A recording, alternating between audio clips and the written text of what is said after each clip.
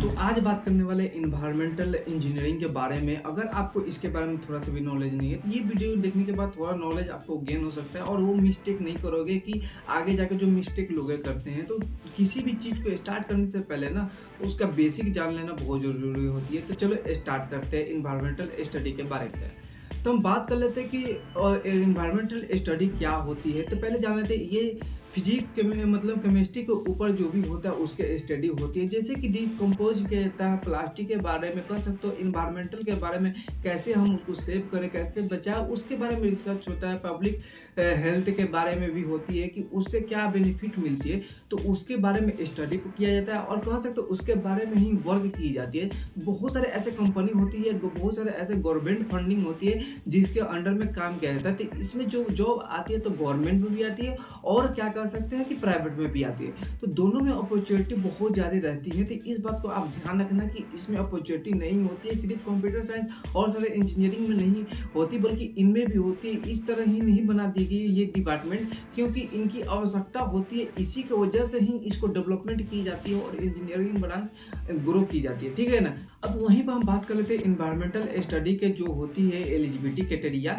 तो इसमें हम लोग बात करेंगे, कोर्स तो बहुत प्रकार के होते हैं पर हम लोग मेनली जो कोर्स के बारे में बात करने वाले वो बीई और बीटेक के बारे में होता है। बीई बेसिकली होती है कि सेमी होती है, बीटेक कहो चाहे बीई कहो, ठीक है ना, बैचलर ऑफ इंजीनियरिंग कहो या बैचलर ऑफ टेक्नोलॉजी इंजीनियरिंग कहो, बात एक ही होती है। थोड़े से सिलेबस थोड़ी सी इधर उधर होती है पर सेमी दोनों होती है, ठीक है ना। तो इसकी एलिजिबिलिटी की बात करें तो आपको पास या अपीयरेंस होना चाहिए आपको 12th में, तो आप एग्जाम दे सकते हो। मान लो कि अभी 2 मंथ या 3 मंथ बाकी है अभी आपके एग्जाम के, तब तक आप उसको फॉर्म भरकर जेई मेंस को या कह सकते हो इंट्रेंस एग्जाम जेई मेंस के देने जा रहे हो या कोई भी इंट्रेंस एग्जाम देने जा रहे हो उस समय भरकर आप जा सकते हो, ठीक है ना। तो उसके लिए 60% होना जरूरी है। उसके बाद क्या होता है फिजिक्स केमिस्ट्री मैथ आपको होना नेसेसरी है 12th में, इस बात को आप ध्यान रखना।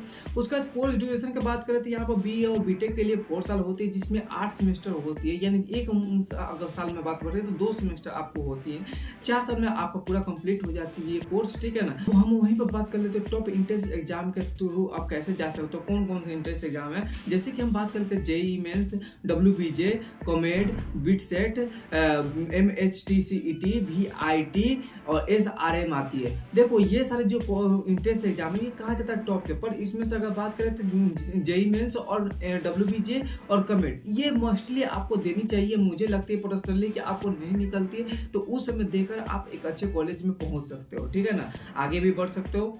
तो हम लोग बात कर लेते हैं टॉप गवर्नमेंट कॉलेज की और उनकी कितनी फी होती है 4 साल की टोटल अगर बात करें तो आईआईटी बॉम्बे से अगर करते हो इन्वायरमेंटल के तो वहीं पर आपका जो होती है टोटल 8 लाख रुपए देखने को मिल जाती है। आईआईटी दिल्ली से करना चाहते हो तो 9 लाख लग जाती है। पहुंच करके थोड़ा देख लो, वहीं आप एनआईटी से करना चाहते हो तो 6 से 7 लाख रुपए में आपको पूरा कंप्लीट 4 साल की कोर्स हो जाती है। इस बात को ध्यान रखना कि थोड़ा सा वैरी कर सकते हैं इधर उधर डाटा, ठीक है ना। ये कोई नहीं है कि इतने ही हो जाए, टोटल जोड़ के हो सकते हैं 20,000 5,000 या 1 लाख थोड़ा इधर उधर वैरी हो सकती है, क्योंकि आप जब वीडियो देख रहे हो तो उसमें बढ़ जाती है यार। तो जैसे जैसे महंगाई बढ़ती है वैसे वैसे फी भी बढ़ जाती है, इस बात को ध्यान रखना। प्राइवेट की अगर बात करें तो वहीं पर हम बात करें बिट्स मिश्रा हो जाता है, बिट्स प्लानिंग हो जाता है, बीएमएस कॉलेज होता है, चंडीगढ़ यूनिवर्सिटी आईसीएफ हो जाता है, आरबी कॉलेज होता है, एसआरएम हो जाता है, वीआईटी हो जाता है, थापर यूनिवर्सिटी हो जाती है। इनकी फी भी मैंने यहाँ पे लिख दिया था, आप पॉज करके थोड़ा देख लेना यार, ठीक है ना, लंबा वीडियो मैंने बनाना चाहता हूँ। उसके बाद हम बात करें बीई और बीटेक की इन्वायरमेंटल की सिलेबस क्या होती है। तो मैंने कहा कि 8 इसमें सेमेस्टर होते हैं 4 साल में, तो मैंने 2 सेमेस्टर लिख दिया, यानी 1 साल के आपको मैंने पूरा लिख दिया। उसके बाद आप कॉलेज में जाते हो तो उसके बाद आपको पता चल जाती है कि क्या सिलेबस है। तो जैसे कि हम engineering mathematics, engineering physics, element of civil engineering, works of practical, ये सारी चीजें इसके अंदर में आ जाते हैं। कैरियर और स्कोप जॉब की बात करें तो कहाँ का आप काम कर सकते हो और किस फील्ड में आप जा सकते हो, किस प्रोफाइल का काम कर सकते हो, तो इसके बारे में हम लोग जान लेते हैं। वेस्टर्न इंडियन कर सकते हो, असिस्टेंट पॉलिसी स्पेशलाइजेशन में कर सकते हो, सेफ्टी डिजाइन मैनेजमेंट सकते हो, इन्वायरमेंटल इंजीनियरिंग के पोस्ट या कर सकते हो उसके जगह पर काम कर सकते हो, फील्ड केमिस्ट्री में काम कर सकते हो, हाइड्रो में काम कर सकते हो, वेस्टेज रिसर्चेज में काम कर सकते हो।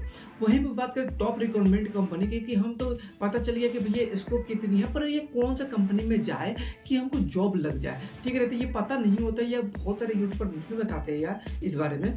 तो इन्वायरमेंटल एनालिटिक इंजीनियरिंग हो जाती है, इक्विपमेंट हो जाती है, गुजरात इन्वायरमेंट हो जाती है, प्रोटेक्टर नेल्को हो जाती है, ये सारी चीज़ें इसके अंडर में आ जाती हैं। यहीं पे हम बात करते हैं कि आप अभी ग्रेजुएशन से अभी निकले हुए हो कॉलेज से, तो उसमें अगर IIT NIT या आप अच्छे एक किए हुए हो कॉलेजेस से, तो वहाँ पर जो एवरेज सैलरी देखने को मिलती है, IIT से करते हो तो 6 लाख एवरेज मिल जाती है।